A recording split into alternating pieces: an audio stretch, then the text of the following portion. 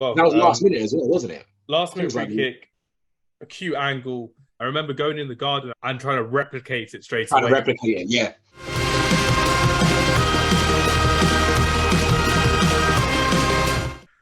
But no, before we wrap up the podcast, Tony, I just want to say thank you very much for your time today. Now I need to get your big three predictions. Who's going to be your winner? Who's going to be your top scorer? And who's going to be your best young player coming through in this tournament? My winner, I say Brazil. Ooh. Is it because they have too much attacking flair, or do you reckon they've got a proper balanced team?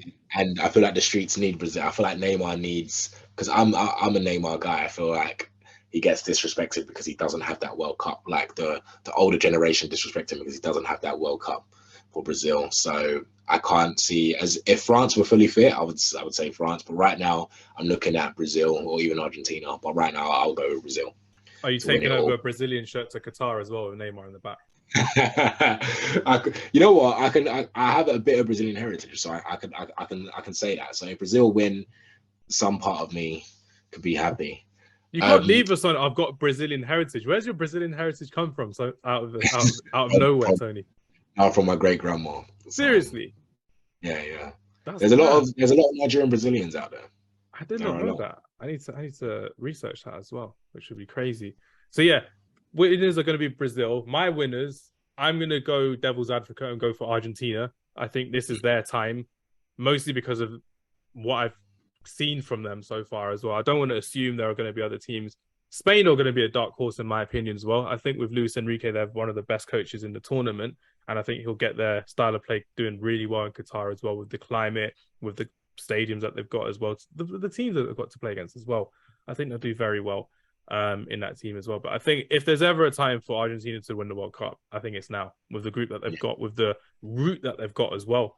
That would be quite good to see how it goes. But I'm going to go for Argentina. What was my next one? Top scorer. Who's going to be your top scorer, Tony? My top scorer is going to be Mbappe. Ooh. They have a good group to score against as well. Yeah, they have Australia, Denmark, Tunisia. I can see a lot of goals coming out of that. And if they play Mbappe off Benzema, I feel like that partnership will work, and I can see Mbappe getting a lot of goals. Here's a question for you. Who has the better attack, France or Brazil? I'm going to say Brazil. The reason I'm going to say Brazil is because I feel like France have an attack you can put out. So, for instance, I'll play a 4-3-3 and I would put Mbappe, Benzema, Dembele. Boom. Better attack than Brazil, but Didier Deschamps will not do that. Like, he'll play Giroud somewhere as well. Fitting Griezmann in somewhere as well as like a second striker, perhaps as well. Exactly. So that's why I'll go with Brazil. I feel like they can.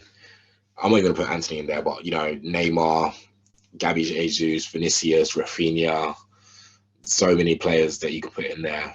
They're going to have a fluid front three, and it's going to be a ridiculous front three. I think, given the current form as well, Anthony gets over Rafinha at right winger. Yeah, current form right now. Yeah, I would put him in there. And then who would you go? You go Vinicius left, obviously. You go Neymar as a second striker, and you go Jesus up front as well. Front four was ridiculous there. Or even form-wise, you could put Bobby Firmino in there. He's been having a decent season. He's been fantastic as well. I just want to see how they would all work together. That's going to be exciting to see because, again, Serbia, Switzerland, Cameroon in their group as well. It should be goals galore from their side. Probably not against Switzerland, but Serbia and Cameroon, I would imagine, with the defenses that they have, they should be getting past them, which would be quite good as well. But yeah, you're going for Kylian Mbappe as your top goal scorer. I'm going to be the cliche English guy, go for Harry Kane. I think Harry Kane will stat pad against Wales or USA. Not so much Iran. I feel like Iran, they're going to be a tougher test than people assume. We've seen them previously in the last couple of World Cups do quite well with Carlos Queiroz as manager, who's back again as head coach, which will be very good as well. And then last question I asked you, who's going to be your best young player coming through at this World Cup? This one's really going to annoy me because Man United should have signed him this summer. And there was even quotes today coming out saying that he was speaking to Ten Hag and saying that he wanted to come to Man United. But my best young comer is going to be Cody Gakpo. I feel like I did a video on him as well. Yeah, I feel like in that Netherlands side, they've got a decent group in Qatar, Ecuador, Senegal. And I feel like this Netherlands side can go a bit far. It's been a while since we've seen Netherlands do well in a good tournament. And I think they missed the last one, to be fair, if I remember correctly. Yeah, so Van Dijk's first tournament, can you imagine, at the age of 30? But yeah, so Cody Gakpo is going to be one. He's having a ridiculous season in the Eredivisie right now. Got more goal contributions for all my goal contribution stands. He's got more goal contributions than Haaland at the moment, and it's going under the radar. And if there's one person you're going to look at, if there's one person that's going to get their move from this World Cup and going to add an extra, PSV are going to be laughing because they're going to add an extra 30 million after this World Cup where we try sign him in January or next summer. But yeah, Cody Gakpo is my person to look out for. Yeah, I mean, I've done a little series on YouTube for best young players going to the World Cup from each team. England, I think I put Reece James, but I did it before he got injured, which is really annoying. I think Germany, I put Musiala, who I thought was kind of robbed of that young Ballon d'Or award. And for the Netherlands, I put Cody Gakpo as well. Spoiler if you haven't listened to it already, but it's already out there anyway. But yeah, Cody Gakpo, I think it's been an absolute joy. But for me, Cody Gakpo, where do you start him in this Van Gaal 5-3-2 formation? Do you play him as a one of the two strikers? Do you play him as an attacking midfielder behind the strikers? How do you kind of fit him into this side? This is the issue with Van Gaal, because Van Gaal's going to play this 5-3-2. I feel like he's going to have to play. He's going to have to be one of the two. I know some Man United fans, because of his physical presence, and the thing is, he's a winger, right, or an inside forward. He's not a striker, and he's not a natural striker. But I feel like because of his physicality, you can put him in that striking. You can put him up top in a two. I don't think he can be a lone striker just yet, but I feel like you can put him in a two because of he's got the physical attributes as a striker would have. So that's why that's the only reason why I'm quite reluctant to sign him at United, only because I feel like to get the best out of him, you need to play him on the left wing. Well, Van Gaal doesn't do that, but he's when he's played for Netherlands so far, he's been playing well. So I expect him to do bits in that Netherlands side. Yeah, I think he's got a couple goals already as well, which is really nice to see. So I'm really going to really enjoy how he does there as well. My young player, who I think is going to have a really good tournament, I don't know how they're going to do coming out the group stages, but I'm going to go for Dusan Vlahovic for Serbia. I think he's going to have a very good service that he's got in the Serbia team as well, against the likes of Switzerland, Cameroon, and Brazil. I think it's going to be very enjoyable to see how he does on the world stage, because we always tend to forget as well, when a lot of young players come through, kind of like you said with Van Dijk, a lot of them don't get to World Cup until they're kind of in their mid 20s, or late 20s as well, which is going to be good. But Dusan Vlahovic, his career kind of evolved over one season, moving from Fiorentina dominating in the Serie A, moving to Juventus having all the troubles in the world right now as well that we've seen. And then he's going to have this little break going to the World Cup with Serbia. So I'd really like to see how he would do in this world stage for Serbia, being the next golden boy of Serbian football for the next 10 years, I would imagine. So hopefully, I know he's already got his move to Juventus, but hopefully he gets like another move going forward to a better team where they can actually use his services better, which is really annoying as well, because he's one of those players that you're watching. Him and, in a way, João Felix, in a way. You're looking at some of these attacking players coming forward and you're like, oh, they deserve better. They deserve to be in a better team. But just like you said, Cody Gakpo, working on the Ruud van Nistelrooy at the moment at PSV Eindhoven as well. They'll be laughing for an extra 30-40 million after the World Cup, which will come about as well, which will be very good. And also shout out Tchouameni and shout out Jude Bellingham as well. I think they're going to be very good players for their respective teams going forward. I want Bellingham to start a lot of these games as well. The quality of... Yeah, he should. Him and Rice would be a very good midfield going forward as well. It should be good. But no, we are coming to the end of the podcast, Tony. So I do want to say thank you very much for your time. It's an absolute pleasure to see you and to speak to you again. One last thing before we wrap up the podcast and before I get you to mention whatever you wanted to mention as well. From all the World Cups that you've watched, what's been your favourite World Cup memory and why? Oh, my favourite World Cup memory. I saved the most difficult question to last. You know what? 2006 semi-final. So I was obsessed with Italy as a kid. AC Milan, loved AC Milan, loved watching Serie A on ITV4 and ITV. Channel 4 as well. Channel 5, they just switched for all different broadcasters. Crazy. And I loved Italian football. And my pick for the 2006 World Cup was Italy to win it. My brother picked France. So the semi-final against Germany, the hosts, the Grosso goal. Now I The know the counter Grosso attack. goal. I know that it's so iconic, but the goal that Del Piero scored, that ball from Pirlo, that's an honourable mention. That's someone I would have had in my 2006 Pirlo.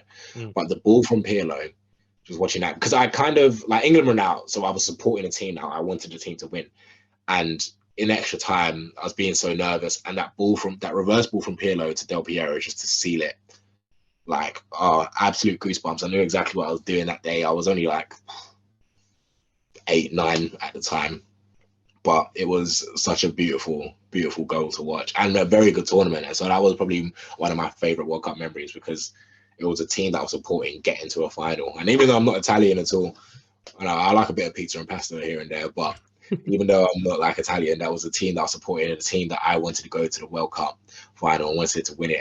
And I felt like I felt Italian for them for that 5 minutes or so. But like, if anyone could go watch that goal, the ball from Pirlo was absolutely ridiculous, and the finish by Del Piero as well, one of my favorite Italian strikers of all time. So yeah, that goal and that game as well. What a game it was! 2-1 after extra time. Insane game and an insane goal as well. And when you're looking at some of the players that they had on the pitch at the same time as well, Germany and Italy, it was ridiculous to see the amount of talent they had, which is unbelievable. And you're looking at some of the talent in these kind of games now, and these teams now, I should say, and there's not much individual talent in a lot of these World Cup teams when you're looking at it. It's more systematic more than anything. And you don't have a lot of individual characters, which we're kind of missing. Like you kind of said, Del Piero, Totti was in that side as well, Grosso, Cannavaro, fantastic players about. And even in the Germany side, you're looking at Michael Ballack, a young Bastian Schweinsteiger. You're looking at Miroslav Klose, Torsten Frings, like we mentioned as well, Philipp Lahm, unbelievable. And it's just really nice to kind of see how they kind of just did it as well, which is great. My favorite World Cup memory from memory, I think it's quite funny. Like you said, Italy. But do you remember when Italy? You may or may not. But when Italy got knocked out by by Slovakia in 2010. Hamzik absolutely dominated that game as well. And for some reason, the goal that sticks out for me was none of the Slovakian goals, was the Quagliarella goal, the chip. Okay. Yeah, the chip. You're 3-1 down, and he just chips him like that, and it's so calm and blasé. I'm like, what the hell? It's like time to still. Gosh, I remember that. You know what? There's always goals. Like, I have this thing where if your team loses and your goal scores, but there's so many goals that I've forgotten because your team got battered that game. Do you remember the 6-1 against Man City and Darren Fletcher still that banger? Yep. Anthony's goal this season is going to be one of those as well. Like, those goals just get forgotten. Even Rooney at the Etihad, we lost 3-1, I want to say. And Rooney scored an absolute disgusting free kick. Yeah, 4-1. 4-1. Yeah, 4-1. The Pellegrini season. Yeah. There's so many goals that just get forgotten because your team got bad, so you just don't really they don't replay it. You just carry on and just move on. But they're really good goals. And yeah, Cagliari, yeah. Gosh, you tend to forget these goals unless you really think about them. Yeah, I think what we're going to have to do, I think what you need to do for the World Cup is just download all the World Cups, like highlight reels on your plane journey. Just watch them all over and you're like, oh, I remember this goal, remember that goal. I remember one more goal. It's not a favourite memory, but one goal that springs to mind. I think Netherlands were playing Australia and it was Van Gaal. Tim Cahill is Van Gaal's one. 5-3-2, Van Persie on the pitch, or I think the Depay was on the pitch because they had already qualified. Ball over, Tim Cahill did an RVP-esque volley in front of like RVP, which is insane. I rewatched that game recently because I remember I think Ian Robbins scored a really good goal that game. I think he scored a good goal that game. I want to say it was Ian Robbins, but yeah, that's Tim Cahill goal, and then he done the infamous celebration. I love it. Yeah. It's so nice as well. And that's what the World Cup does. The World Cup brings so much joy and so many memories from so many different nations as well. And hopefully there'll be some good memories for England going forward as well. Because even though we mentioned some of our favourite memories as well, when you're kind of looking at it, like beating Sweden, beating Colombia on penalties, yeah, that probably was a really good memory at the time, I would say. But Panama, Tunisia, yeah, we don't have that many iconic goals. Okay, I'd say one iconic goal was Joe Cole against Sweden in 2006. Mine would be Beckham's penalty against Argentina in 2002. Yeah. From my generation anyway, because 2010 was Defoe against Slovenia and then Matthew Upson against Germany. and obviously Lampard afterwards, which went great. Oh, the Lampard one, yeah. That was so funny and so bad. Every time I see someone with that kit as well, I'm just like, don't. It just reminds me of Frank Lampard, which is really bad to see. Another goal we haven't mentioned. Sorry for interrupting. No, this is one of my favorite goals I've ever watched live. I think it was 2018. Toni Kroos. Oh my days! Oh my days! What? Yeah, ridiculous goal. Absolutely ridiculous. I remember watching that as well. That was last minute as well, wasn't it? Last minute free kick, a cute angle. I remember watching it, and I remember going. It got me so nostalgic. Remembering back at it, I remember going in the garden at my cousin's house where we were watching it, and trying to replicate it straight away. It's something you do as a kid. The next day, you want to replicate something that you've seen or something that you're trying to do. There's the down roulette, the flip that from Ronaldinho. I tried replicating that Toni Kroos, pass to Royce, pass back, whip it in. I was like, such a joy. I may still find that video. If I find a video, I'll send it to you. But I remember it's so enjoyable as well watching that really good goal by Toni Kroos as well. And one more goal from me as well before we wrap up the podcast as well. Do you remember Ronaldinho's goal? No, Ronaldo's goal. You'll like this again against Ghana in 2006. Yeah. Step overs, going around the keeper. Vintage Ronaldo. Anything against Ghana, I'm here for. I think that's Suarez off the line. Yeah, I loved it. Loved every minute of it.